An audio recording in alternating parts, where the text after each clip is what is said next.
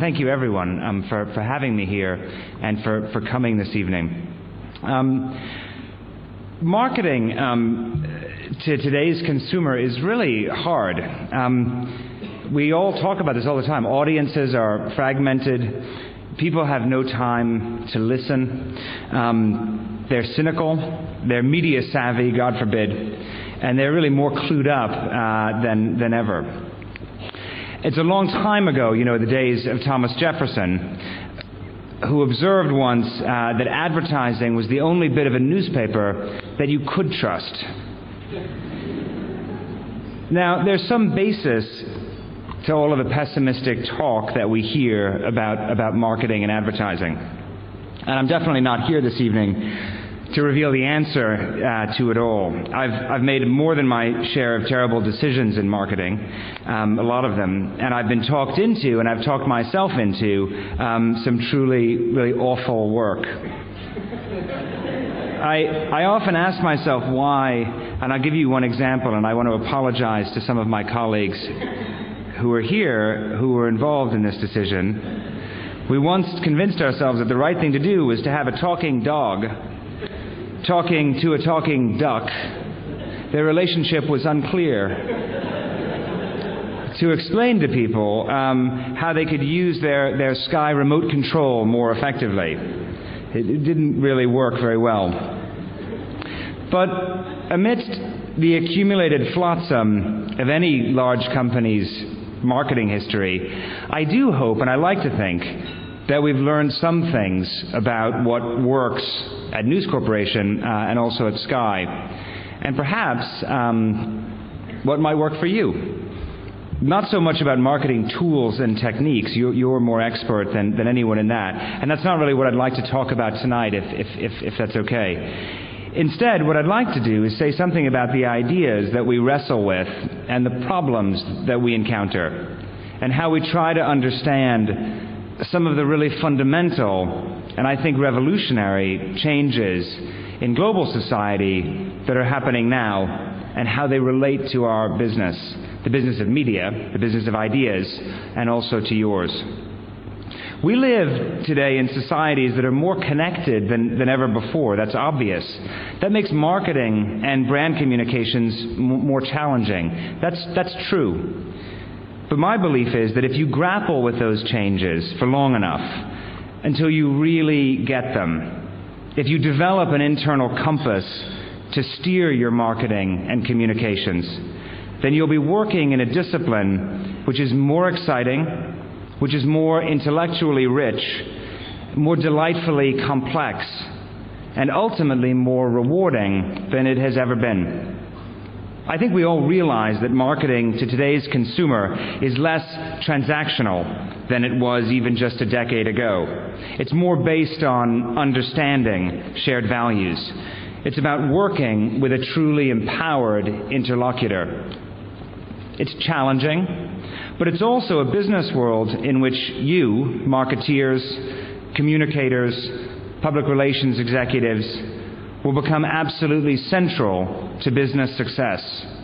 Because success, as we are already discovering, will be driven by really deeply understanding the customer and the society he or she lives in, the customer's context. You're in the middle of a transformational shift in power. And when everything around us looks different, we're going to need that compass, our compasses, to steer a true path. The shift in power has many dimensions. Some of them are obvious, some are less so. There is a shift from elites to individuals in their communities. A shift from content controlled by a few to that created, adapted, or distributed by a multitude. A shift from passive consumers, the hapless victims of some Madison Avenue three-card Monte, to connected, informed, and proactive counterparties who are, by and large, very well aware of what you are trying to do. We know why these changes have occurred, and we know that they are irreversible and they are accelerating. Connectivity is becoming ubiquitous. The march toward it is self-evident. It's already empowering consumers in a way unthinkable to our predecessors. Ubiquitous connectivity means fundamentally that the individual becomes the agent of everything, moving, frictionless, from one community to another, consuming freely from a wide universe of sources, publishing from each individual to any number and any size of audience. This is the customer, this is the consumer of the age that we live in today. And for anyone who runs a business, large or small, this is a tough customer walking in the door. It's not just challenging for marketeers, though. Look at broadcast journalism, for so long the preserve of the state or of the wealthy. It's now an option open to anyone with technology costing less than £50. When the attempted car bomber was tackled at Glasgow Airport last year, coverage on Sky News was better and faster than its rivals because of our immediate access to material provided by eyewitnesses at the scene, almost instantaneously sent from their mobiles and handheld video cameras to our facilities and then back again to their homes and even their mobile phones. That's connectivity in action today. These people are not customers of Sky News in the conventional sense. As well as an audience, they're partners in the fundamental act of creating our product. Sometimes they supply it to us or to others. Sometimes they post it on YouTube. In fact, they probably do both. But if we decline to transmit their material for whatever reason, it will still gain exposure elsewhere. We're constantly confronted with an explosion in the plurality of information. Conventional news programs can debate an issue like the ethics of waterboarding as an interrogation technique, but they would never dare, or rarely dare, to show the reality. Now a journalist like Kai Larson is willing to undergo it and post it on current TV for everyone to watch it, on the web and over the air, and make up their own minds. Plurality taken to this degree, brought about by intense competition, is uncomfortable for those who have a vested interest in the status quo of the 20th century information economy. It's frightening to them. It prompts calls for endless intrusion by regulators and governments. As an example, a sentence or two from the annual plan of Ofcom, our UK media regulator, caught my eye recently, and it's something we should all pay attention to. Discussing convergence, Ofcom said, and I'll use their words, "Convergence, alongside more intense competition, can lead to complexity and varying degrees of confusion and anxiety. There will continue to be a role for Ofcom to intervene decisively to protect people from actual or potential harm whenever this proves necessary."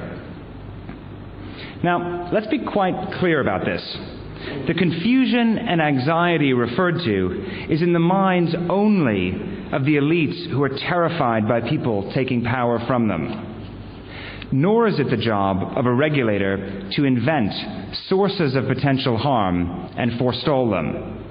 All the talk of protecting consumers is just a fig leaf. What they are really saying is that competition and innovation may result in an outcome different from the carefully constructed central planner's fantasy about how a market might work.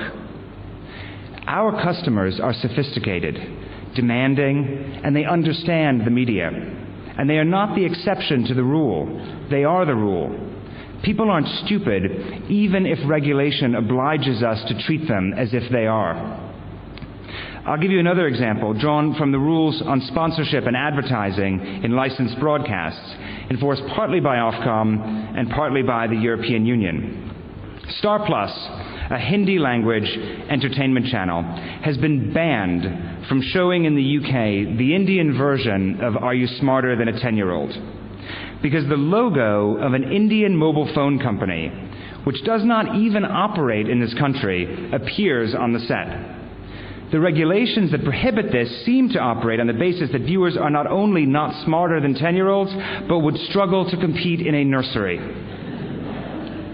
Is there some grave harm to our society if our Hindi-speaking customers are exposed to the fact that a mobile phone company not only exists in India, but sponsors a game show? I think we can probably cope with this wholly imaginary threat to our way of life. But the heart of this is not petty rules about advertising. Those rules are simply a consequence of the establishment's much deeper discontent with the free media.